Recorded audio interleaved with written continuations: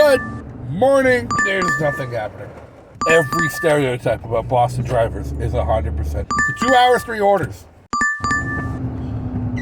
Good morning, DoorDashers, Uber Eats, gig drivers, people upset about the tier program, people in love with the tier program.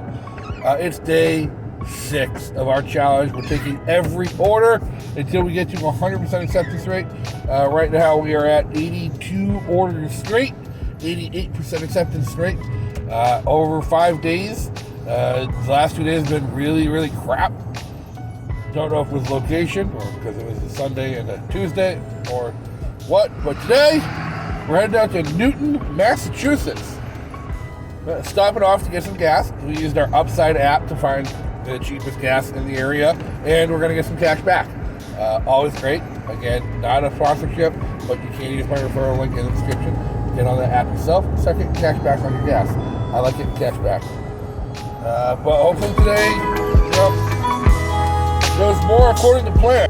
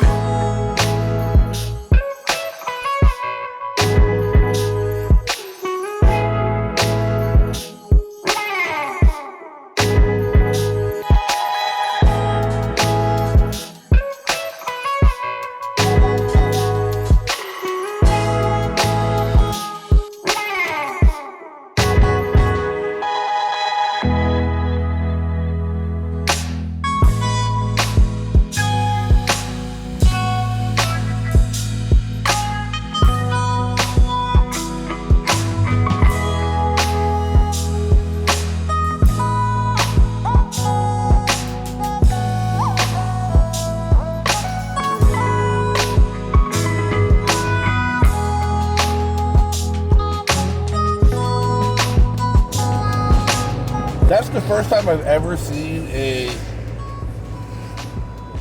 total bill be higher, where it showed $6, mile and a half-ish, and it said the total will be higher. You qualified based on high priority orders. I was like, thank you. About time. We're over 90% acceptance rate before we ever saw one of those. Ended up only being $7.50, $1.50 higher.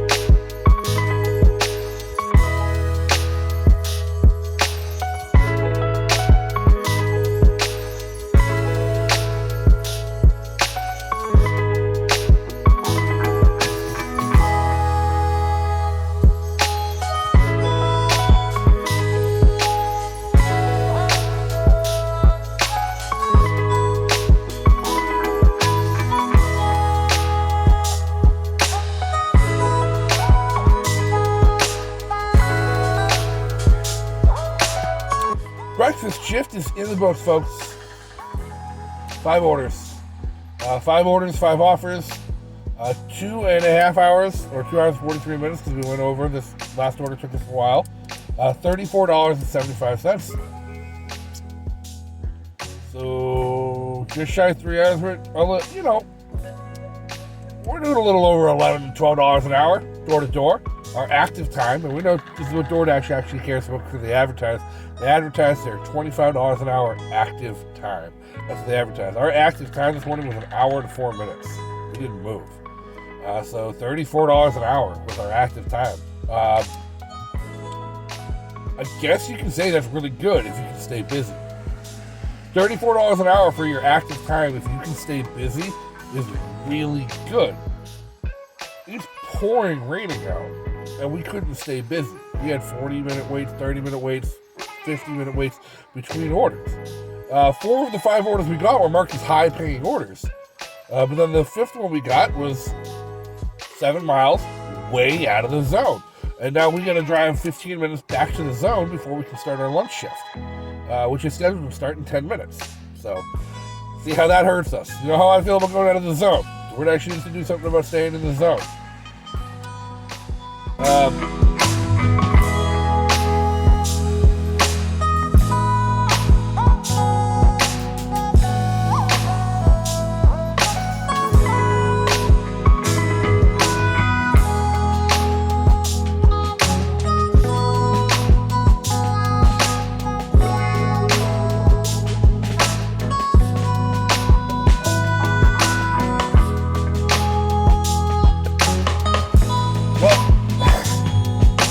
We got our first order for lunch. We got back to the zone and immediately popped up order, boom. The pickup was out of the zone. The total order was 10 miles. The pickup was the first 2.5, but it was well out of the zone into Brighton to pick up at a coffee joint. And we are going to downtown Boston proper to drop off this coffee. 10 miles, $18.25. I am really anxious to see how much of this $18.25 is base pay versus tip for this customer that decided to get their coffee delivered from way out of town. And looking at the route in right now. It doesn't have us taking a toll road or a major bridge, so there's that at least. But, well, this might have just ruined the whole day if we get stuck in Boston traffic, so we'll see.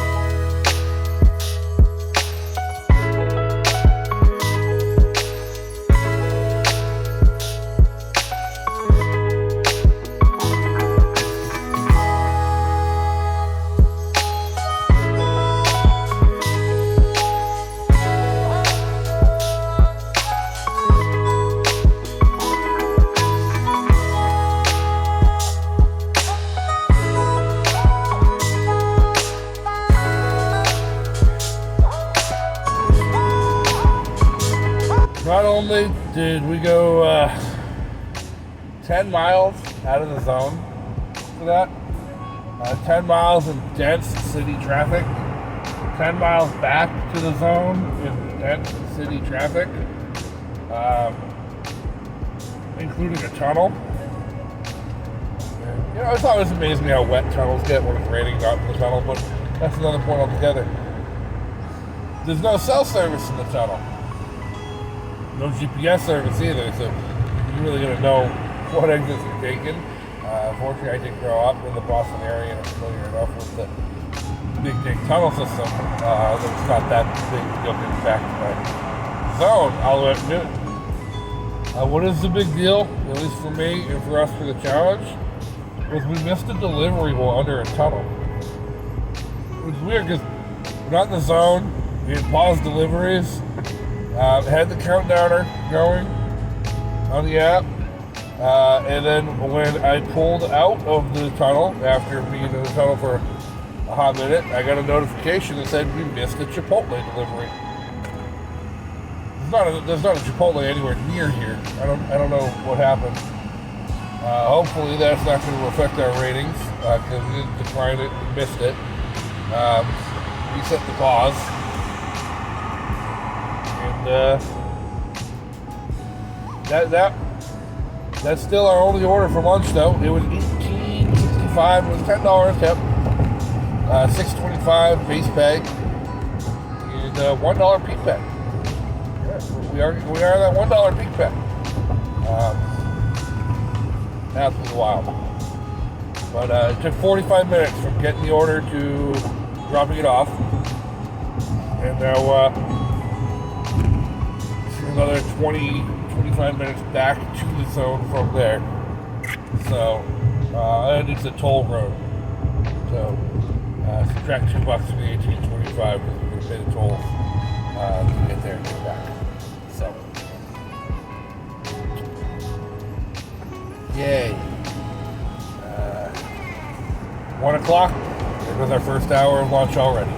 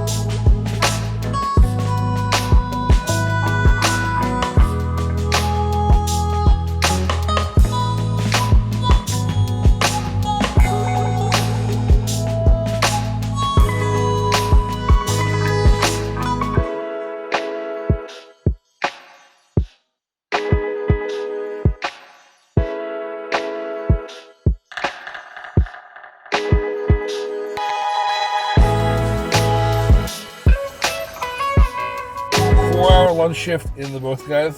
4 hours, 5 offers, 5 deliveries.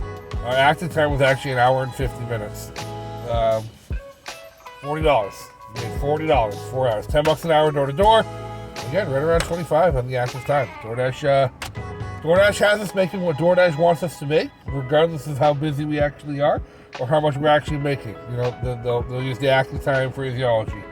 And you notice that because there's no $2 base pay anymore. I'm going to cop credit for this. McDonald's order, $3.25 base pay, no tip.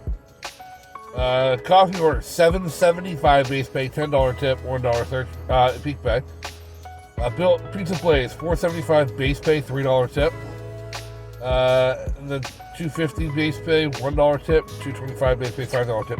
Those are our 5 orders for lunch right there. Obviously not an order, but that brings us to 92 consecutive orders accepted. Okay. That brings our acceptance rate to 98%. We're at a 98% acceptance rate. And we've actually driven 65 miles so far today. For breakfast and lunch, 65 miles to make $74. So a little over $1 a mile. Way to go, DoorDash. Way to go, $1 a mile. But again, I'm actually stuck in Boston right now. Just dropped it off. Shift ended as I dropped off the 5th order. To get back to the zone, our scheduled dinner shift starts at 4:30. There's 4:30 to 9:30. In order to get back to the zone right now, according to traffic, it'll take about an hour. It's 11 miles, but that's Boston traffic right now. It'll take about an hour. It's rush hour. So I don't think we're going to make it. I don't think we're going to be able to do it. $74. The first few days when our acceptance rate was the lowest were the best on this challenge, guys. But it looks like we're going to get one more day out of this. One more day, 8 more offers, get us up to 100% 100 orders accepted in a row.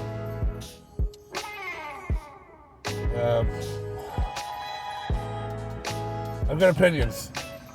I'm going to do a breakdown at the end. I'm going to talk about what I think about this Dasher Rewards program and what it means for Door Dashers, what it means for cherry pickers. I don't think doing this full time is going to be sustainable, but doing it part time, you're not going to be able to make money at all because they're going to try and cut you out if you don't do at least 200 orders a month. So, deliveries the last 30 days. I'm at 302. That's full time. Full time 302. So, if you're just trying to like dash for extra money here and there in between shifts, like at work, at your regular W-2 job, you'll never get platinum status. You'll never get high-paying orders. And you'll never even cover the cost of your own gas. So, I'm not sure what that means for DoorDash moving forward. It does mean our trip out west is probably going to lean a lot more on Uber Eats than we had originally intended to, though. So, we'll check back with you guys tomorrow, and we'll try and wrap this up.